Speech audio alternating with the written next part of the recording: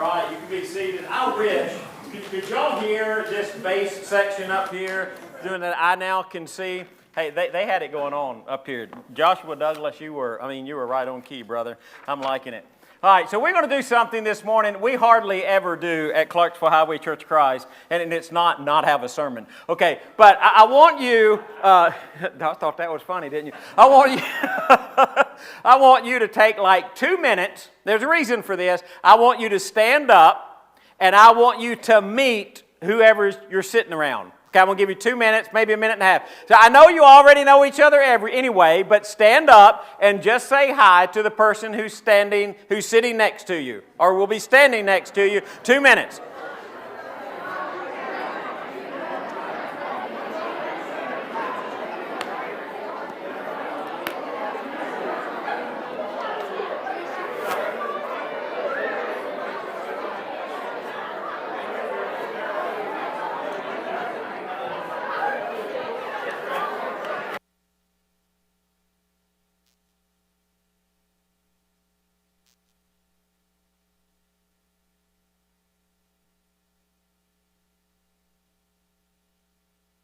All right.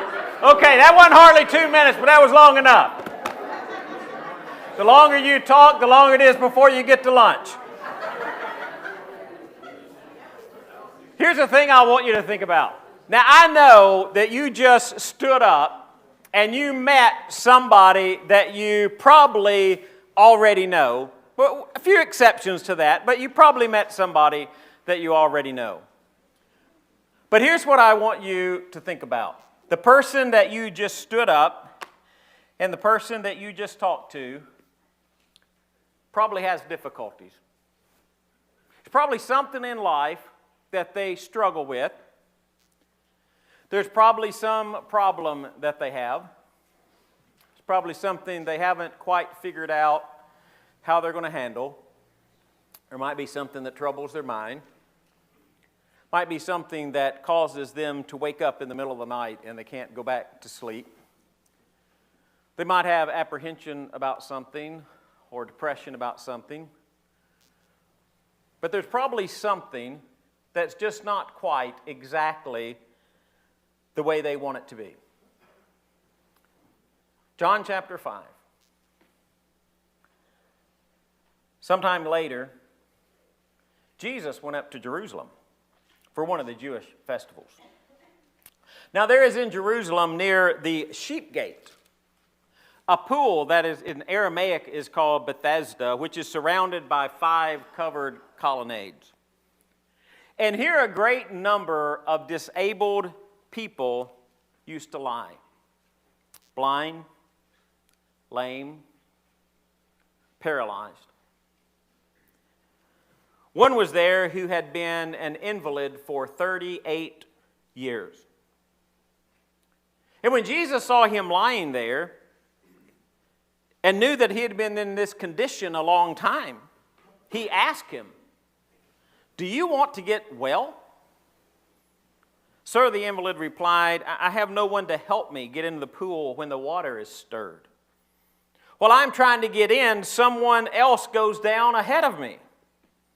And Jesus said to him, "Get up, pick up your mat, and walk." And at once the man was cured, and he picked up his mat, and he walked. The day on which this took place was a Sabbath. So the Jewish leaders, who said to the man who has been healed, "It's the Sabbath. The law forbids you to carry your mat." But he replied, "Well, the man who made me well, he said to me, 'Pick up your mat and walk.'" So they asked him, "Well, who is this fellow who told you to pick it up and walk?" And the man who was healed had no idea, for Jesus had slipped away into the crowd unaware. And later Jesus found him at the temple, and he said to him, "Look, you're well. Stop sinning, or something worse may happen to you." And the man went away and told the Jewish leaders that it was Jesus who had made him well. So because Jesus was doing these things on the Sabbath, the Jewish leaders began to persecute him. In his defense, Jesus said to them, "My Father is always at his work to this very day, and I too am working." And for this reason, they tried to kill him all the more. Not only was he breaking the Sabbath, but he was even calling God his own Father and making himself equal with God. You ever thought about just the man who was by the pool? Wow, that's just kind of really weird. My hearing aids just started talking like Siri. I was asking her a question, and y'all can't hear that, but I could. So sorry about that. It's kind of weird when you're preaching and you start hearing voices in your head, because then you're thinking, okay, is that God? Okay, so kind of messed me up for a second. You know, when you look at that text, you may have a footnote in your Bible that says, "Oh, by the way, these verses are in certain manuscripts." And we're not going to get into where those verses are original or not. There's there are some verses in some manuscripts that said there was an angel who would come down and stir the water, and when he stirred the water, the first person in the water would get healed. And so this man was saying, "Hey, nobody can help me in the water when the water is stirred." Now, whether those were original or not, I think they probably weren't original in the text. That's a larger discussion if you want to come ask me about that some other time. But there was something about the water being stirred, and don't rule out that there was some kind of angelic activity either, by the way. But there was something about this water that it was stirred up. This man was trying to get in it, and he wasn't able to do so because he's an invalid. He's just not quick enough.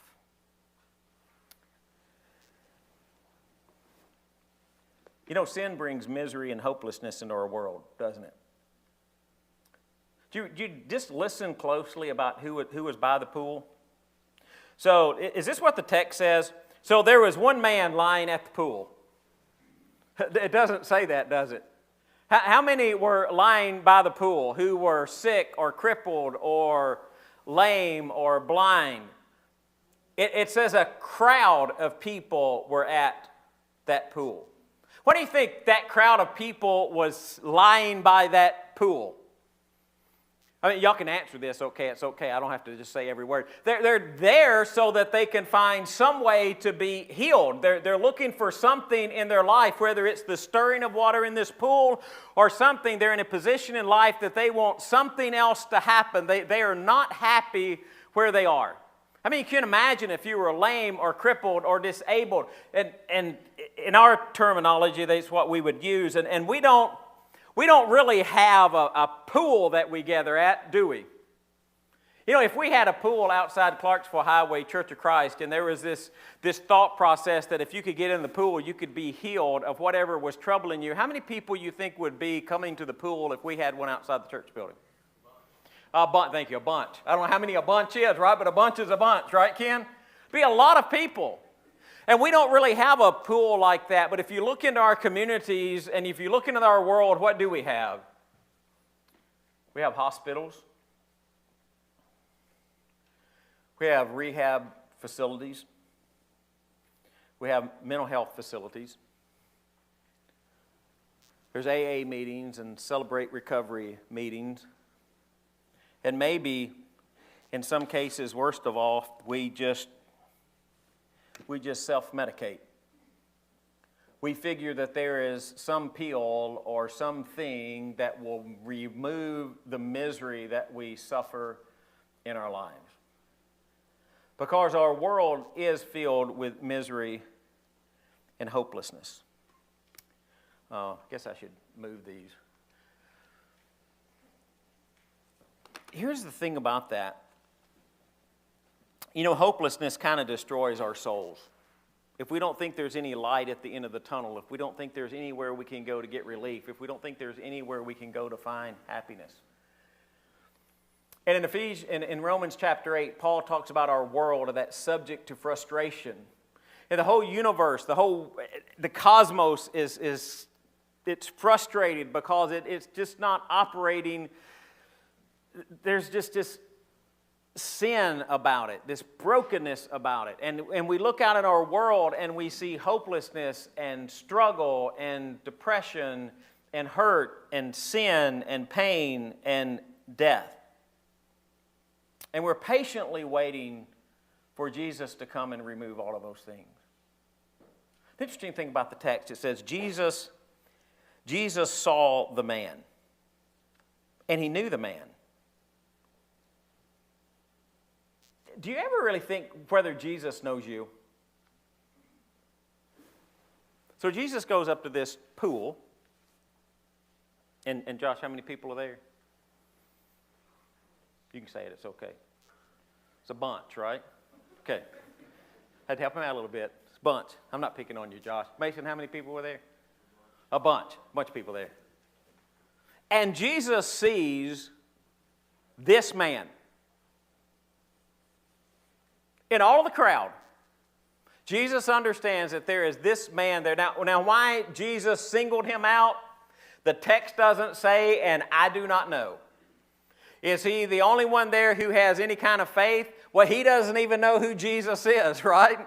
When they ask him who healed you, he doesn't even know what to say because Jesus slipped away in the crowd. So it doesn't seem like he has any kind of understanding about who Jesus is. But Jesus, he sees him and he knows him. Do you ever think that in the whole crowd of humanity, and I meant to look this up, somebody out here may know the answer to this question. So if you know it, you tell me. If you don't know it, Google it real quick and just tell me the answer. How many people are in the world? Anybody know? Anybody know out there how many people in the world? Brooklyn, what would you guess? 7 billion. 7 billion? Okay, a bunch, right? 7 billion? In all of those billions of people in the world, can Jesus see you? I mean, does Jesus know what's happening in your life in the midst of all of the billion of people in the world? So if you think about that pool and you walk up to that pool and would Jesus see you in all of that? And the answer to that, if you don't know the answer, is yes. He would see you in all of that because Jesus sees you. He knows everything that there is to know. A lot of times if we're dealing with misery and hopelessness, and I think this man at the pool was really dealing with a lot of misery and hopelessness, and if we're dealing with that, sometimes we think there is nobody there to help us, and I'm telling you that nobody to see us, and Jesus always sees you. And he sees him and he knows him. Jesus knows him. How did Jesus know he had been there 38 years? It's very interesting. The NIV says, and he learned that. I don't know how he learned that. Maybe he learned it. Maybe somebody told him. Maybe Jesus he is the Son of God, right? He knows the man has been there 38 years. He knows the man. There's this word that's used a couple of times in the New Testament, and very literally the word means it's a knower of hearts. It's used twice. When they start to select Matthias as an apostle instead of Judas, it said they appeal to God, who is the knower of hearts. In 1 Corinthians 15, when they're trying to figure out what to do with Gentile believers, they appeal to God, who is the knower of hearts, because God knows the hearts of all individuals, of all people. And so the question is, does God know your heart? Does God know your heart? Now, if you think about that, is that a good thing or a bad thing? But a lot of times I think, man, that's a really good thing. Jesus knows my heart, and he knows that I really had good intentions when I started to do this, or he really knows that I wanted to serve him. He really understands what I'm thinking when I do something. And I celebrate and think, man, that's just great. Have you ever gone over to this side and thought, oh my, God knows my heart? He knows why I just did the thing that I did. And does it ever bother you sometimes that there are no recesses of the heart that God doesn't know what's going on in? You ever think there's sometimes you'd kind of like to hide part of that? Or you'd kind of like maybe God not to know hardly as much as he knows? Y'all doing like this, so you don't know. I'm just telling you, there are sometimes I think, well, you know, I wish maybe in some cases he knew a little less. But God is a knower of hearts, and God knows us. And he knows what motivates us, and he knows what we're thinking, and he knows what we're struggling with, and we're never alone because of that. So we look at the text, and this is just an amazing text. When Jesus saw him lying there and knew he had already been there a long time, been there 38 years, right? What's the question? Do you want to be healed? You think that's a strange question? I mean, you think that guy's been laying there 38 years. And Jesus walks up, he knows him and says, oh, by the way, would you like to be healed? I mean, why is he at the pool? Y'all can answer this, it's okay. Why is he at the pool? He wants to be healed. And so Jesus, the Son of God, who knows everything, walks up to him and says, oh, by the way, do you want to be healed? Why does Jesus ask that question? I don't know exactly, but here's what I think. I think sometimes Jesus asks that question just simply because of this. I think I'm going the wrong way with that. I have no idea what I did with slides there. Jesus challenges hopelessness and helplessness sometimes with willingness. Do you want to be healed? I mean, do you really want that? And sometimes we look at things, well, of course we want it. Now, here's the interesting thing. Jesus asked that question of a man who could not do anything to help himself because he couldn't get down to the water. So it's not like Jesus is saying to the man, well, if you wanted help, you'd find a way to crawl down there and get in that water. That's not the point. The point is Jesus sometimes looks at us and just asks, do we really want help? I mean, do we really want to escape the misery or the hopelessness or the struggle? If you're dealing with an addiction, do you really want to overcome the addiction? Or if you're dealing with a problem with a relationship, do you really want to put yourself in a position that you can healthily and spiritually overcome the difficulty that you're having with a relationship? Do you really want help? I mean, do you really want forgiveness of sin? Do you really want it? I mean, it's just a question. Do you really want it? Because if you really want it, Jesus, and sometimes we look at this question and we think, why in the world is Jesus asking a question like that? And sometimes that is the very question that Jesus needs to ask us.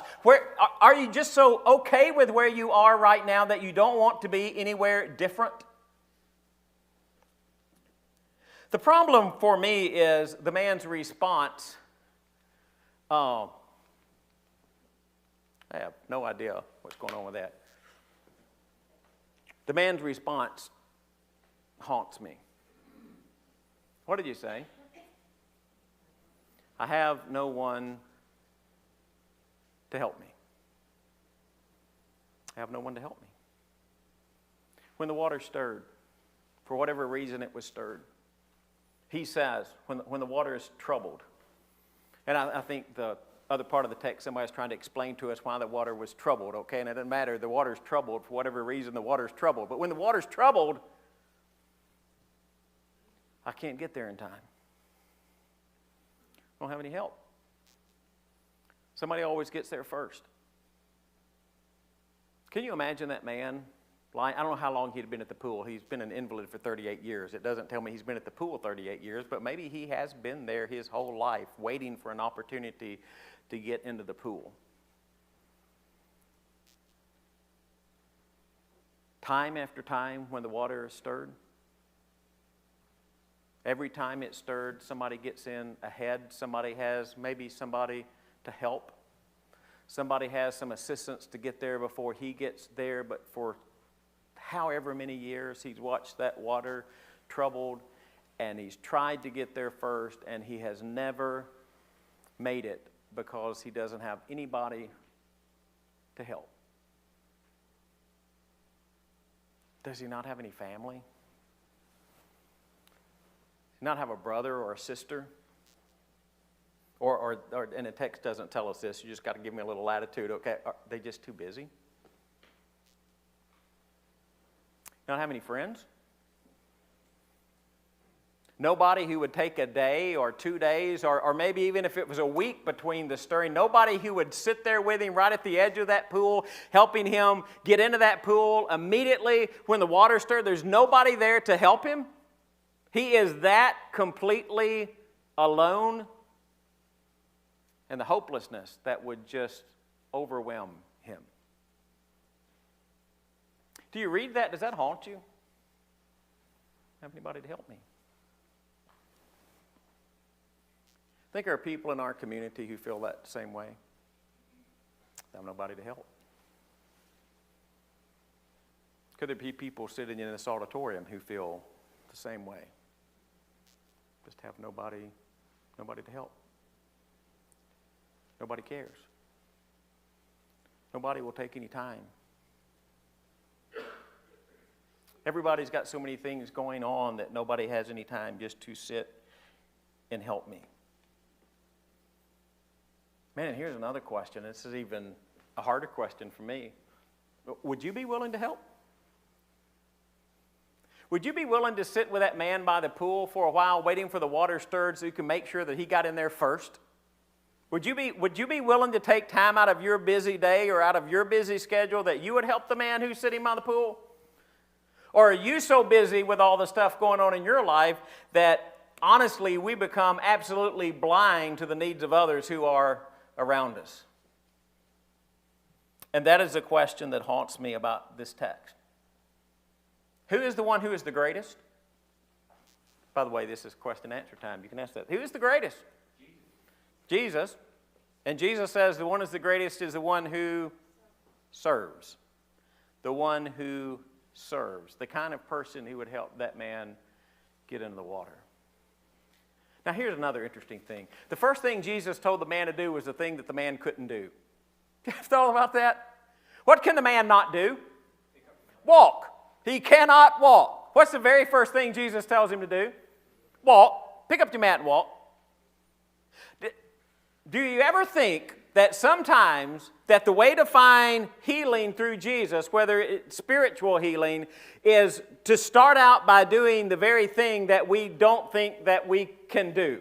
Now again, was there anything the man could do to help himself? Could he make himself walk? No, you can do this. I mean, he didn't. So, but how many times is Jesus trying to move us to a spot in life, but we're so resistant, and our answer is, well, I can't do that.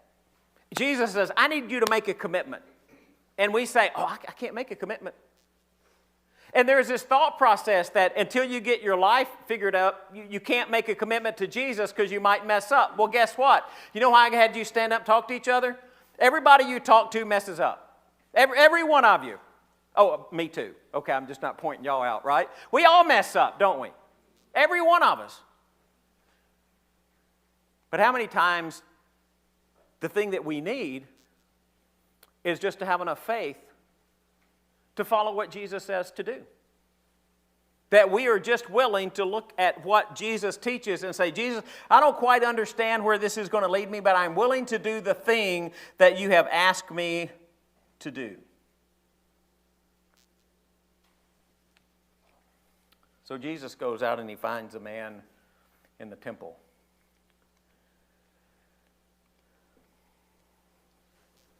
And he says, I put this on a slide. See, you're well again. Stop sinning, or something worse may happen to you. Now, when I immediately read that, the first thing I think is simply this. This is the wrong conclusion, by the way, so you're not supposed to think this, even though this is what I think. I wonder what he'd been doing. I wonder how bad he had really been. I mean, I know he's an invalid and he's by the pool and he can't move and he's been laying there for 38 years, but I'm thinking, I wonder what he's thinking, because Jesus knows he ain't doing something right. And I think, I wonder what it could have been. Boy, he had to be a bad rascal. Is that what Jesus is trying to say? You know, you was by that pool because you were doing something wrong and I was punishing you for it. Now you better straighten up or I'm going to put you out by that pool again. Because that's not what Jesus is trying to say. What does Jesus call us to? Holiness. Holiness. You see, the miracle was great. It was great that the man could walk again. Did Jesus come die on the cross so the man could walk again? You can do your head like this. That wasn't the reason for Jesus to come in the world. Why did he make the man walk again? He made the man walk again so it would testify to the fact that Jesus was the Son of God, but Jesus didn't come into the world so that he could heal the lame, the sick, and the blind. He did that to show who he was, but that wasn't his purpose. His purpose for the man who was lying by the pool was not just that the man could walk again, it's that the man would have the holiness that comes through faith in Jesus so that he would grasp and be able to have a life that he can hardly imagine that is an eternal life through faith in Jesus. He called him to something greater than just being able to walk. And I think that's what Jesus is saying in that text. Oh, yeah, there might be. What could be worse than not being able to walk? Spiritually? I mean, I don't know. We don't like to talk about this very much, but I'm just going to tell you up front, hell kind of scares me. I'm not really excited about the possibility that I might end up there. I mean, if you want a negative motivation, I am just telling you, probably all of my life, hell has been a pretty negative motivation. When I first became a believer in Jesus, I don't know it was so much because I loved Jesus or so much that I didn't want to go to hell. And that's an okay place to start. You know, I'm not saying that's bad, but you're looking at that thinking, okay, there is something that I don't want. Can something worse happen to you than just physical death? Yes, it can. The gift is holiness, not just healing. That's not the true gift of God. The gift of God is the holiness that comes through the forgiveness that He offers us by the blood that's shed on the cross. Now, let's kind of twist this all around and come back to where we started, okay? You think there's anybody struggling with holiness that can only be found through the blood of Jesus that's struggling and they think it's hopeless? It's hopeless. There's just no chance for me. I don't think Jesus would take me. Oh, we laugh when we say it. We make a joke out of it. We say things like this. Well, if they were to come to church, I think the walls would fall in. Or if somebody says, you know, I'd come to church, but I think if I just came to church, I just think the building would fall down. What are they saying? Are they just making an excuse of why they can't come to church? Or you think there are people in life that really feel that way, that they have been so bad or they've done so many bad things or they're in such a terrible spot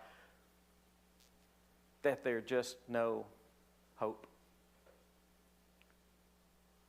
And what do you do with that kind of hopelessness and despair?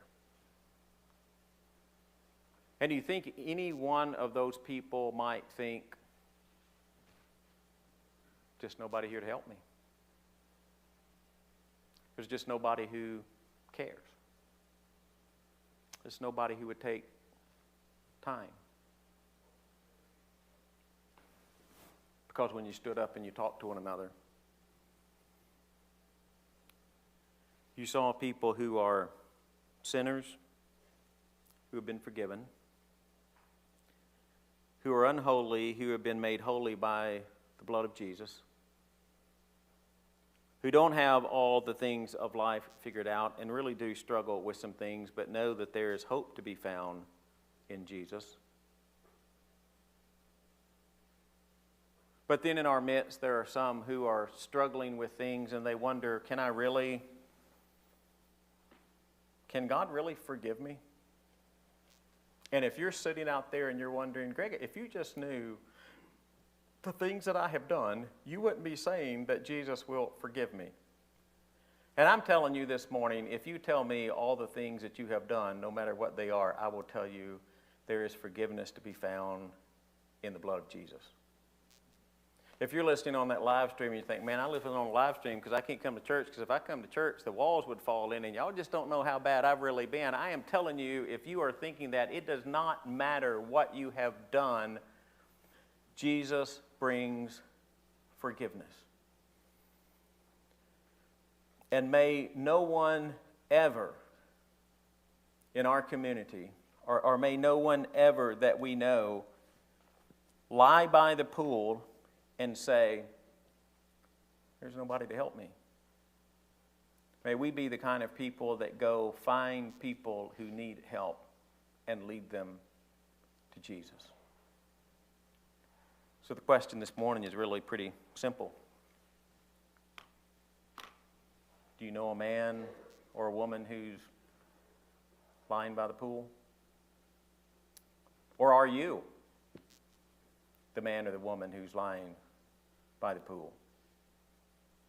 And will you turn to the Son of God who has come into your presence and know that everything of which you need to be healed is in His hand? If you need to respond, we're going to ask you to do that while we stand and sing.